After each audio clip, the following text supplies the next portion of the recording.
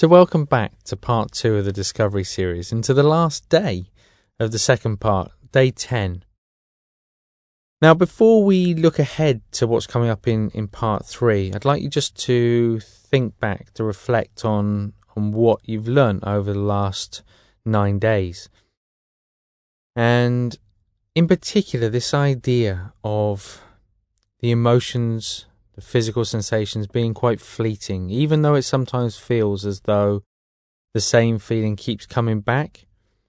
Actually, the feelings, the sensations are always changing. They're quite impermanent. So there's this flow, and the more we allow them to just come and go, the more easily we let go of them. So there's a very natural kind of organic process taking place there. But it's important to remember that the more we identify with them, the more difficult that process becomes. So it's not thinking in terms of me or mine or I. It's simply noticing the sensation, the feeling for what it is. And in seeing it very clearly, very objectively in that way, it tends not to cause us quite so much problem or difficulty as it might. Now, my guess is that you've had no problem at all in terms of experiencing pleasant sensations. That's fairly easy to deal with. Most people deal with those quite well. Of course, it's still sometimes possible to get lost in those feelings, to get distracted by them, and it's still important to be able to note them and to come back to the point of focus. But I think the most important thing is being able to meet those feelings or sensations of discomfort in an open, friendly and gentle way. And that really is the secret, the heart of this practice, just being able to be at ease with whatever arises in the mind, because that's where the real value of this exercise is. That's where the potential freedom you can give yourself. If you can be present with a difficult or challenging emotion and be at ease with that, then it allows you to be fully engaged in life in every single way possible, but without getting caught up and swept away by difficult and challenging emotions. But for now, we'll continue in the same way as we have done in the last few days, just with this very simple noting technique. So take a minute or two just to get comfortable, to set yourself up in the right posture, with the eyes open, aware of the space around you in the room.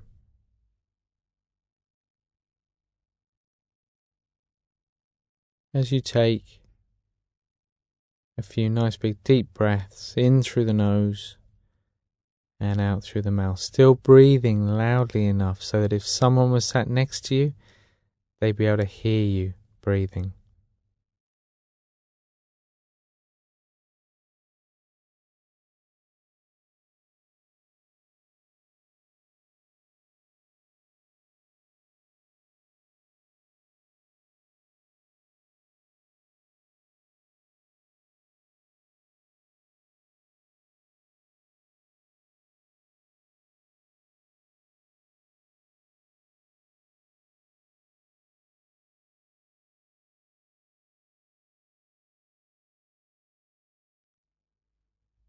And with the next out breath, just gently closing the eyelids,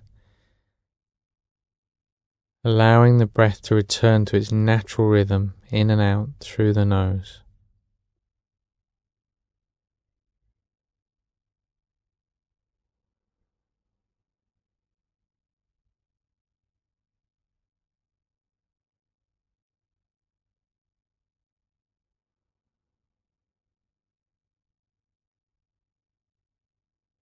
As you become more aware of the physical sensations in the body, in particular the weight of the body pressing down against the chair beneath you.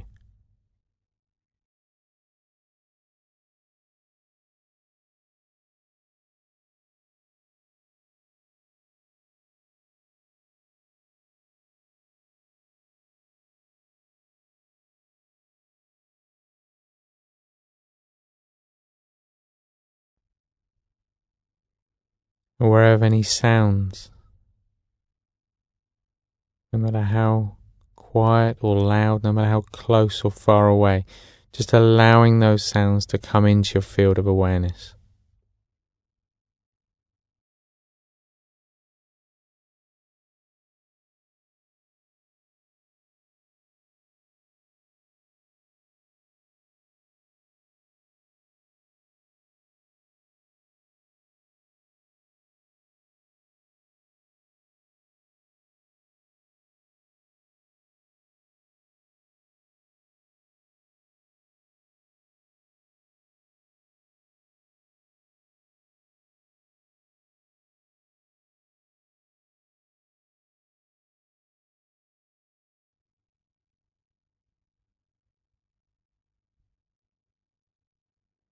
And then just bringing the attention back to the body, getting a sense of how the body feels right now.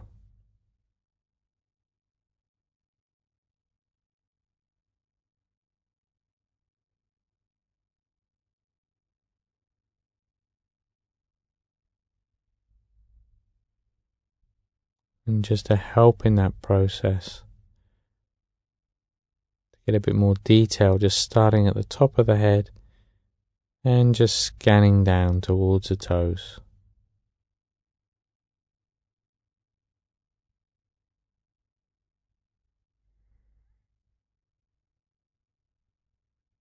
Remembering to just pause and note pleasant, unpleasant, or neutral as you go.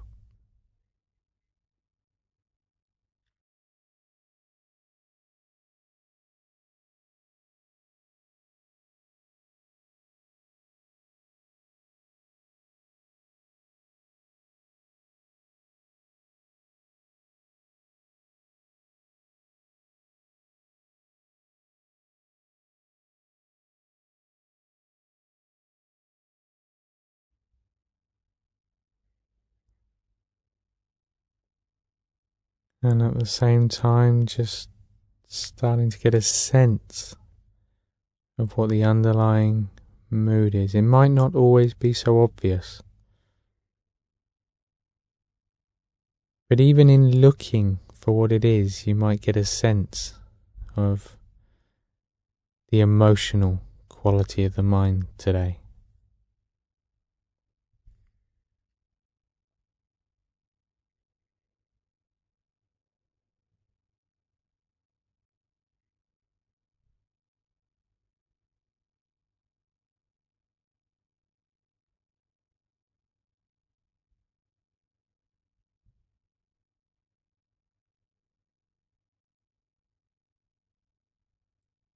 Just pausing to ask yourself why you're doing what you're doing.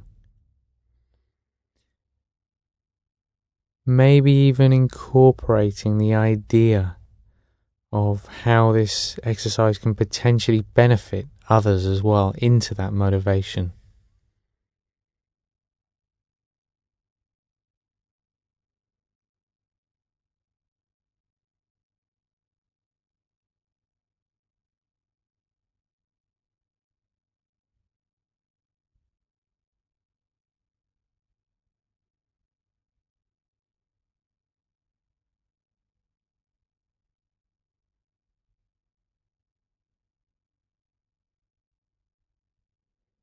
And knowing that it's an effortless quality that's required for this exercise. Not trying to create a state of mind, not trying to get rid of any thoughts or feelings. Just watching, observing as thoughts and feelings come and go in both the body and the mind. And to begin with, just noticing that the physical sensation of the breath rising and falling in the body,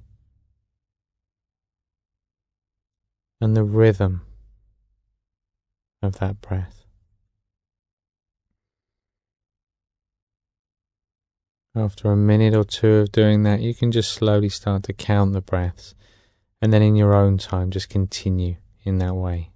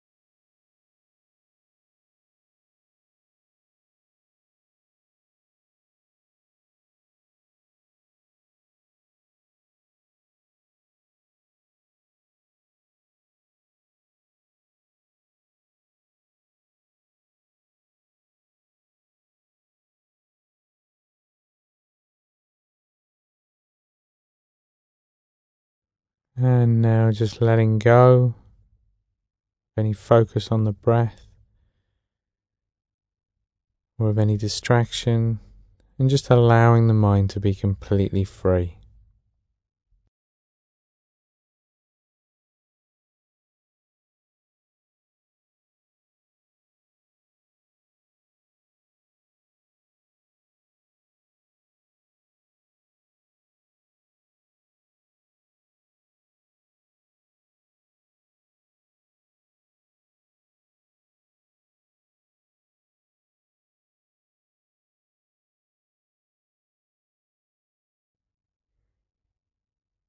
And then bringing the attention back to the body again, back to those physical points of contact, and in particular that feeling of gravity, the weight of the body pressing on the chair.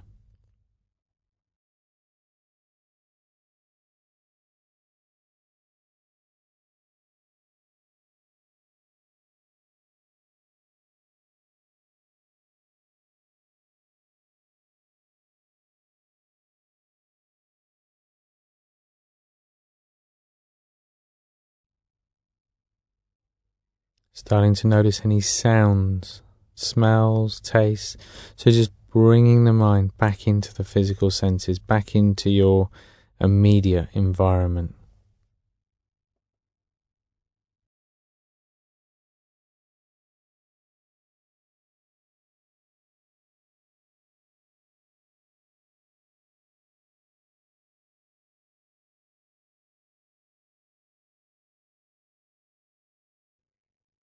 And in your own time now, just opening the eyes,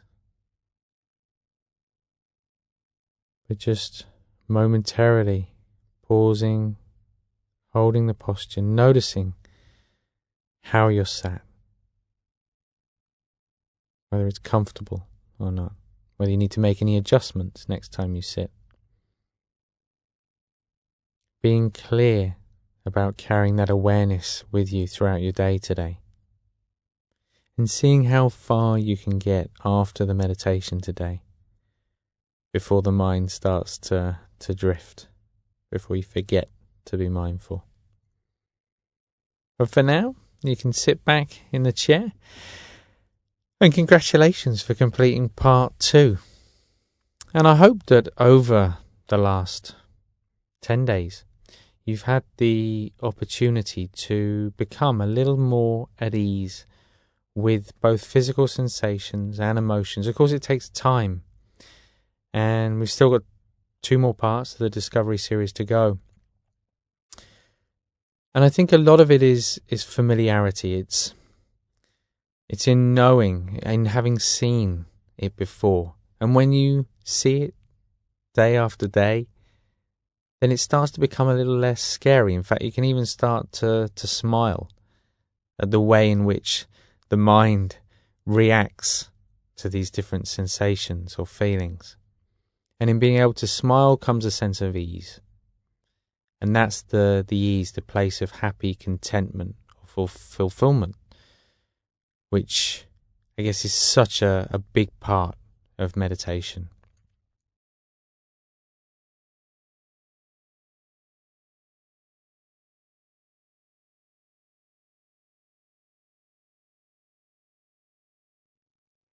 Now, of course, as you become more aware of those physical sensations and the feelings in the body, you'll inevitably have become more aware of the different types of emotions. And that's really where we're going next in part 3, to look at the mental states themselves, of whether it's happiness or excitement or anger or worry, whatever it might be. In looking at them in a very particular way, we're able to not only move a bit closer to them, to become more at ease with them, but actually potentially to even see the true kind of nature of these emotions, to see that there's not really anything to resist or to hang on to when they arise, and that gives us the potential for living a very, very comfortable and contented life. So I look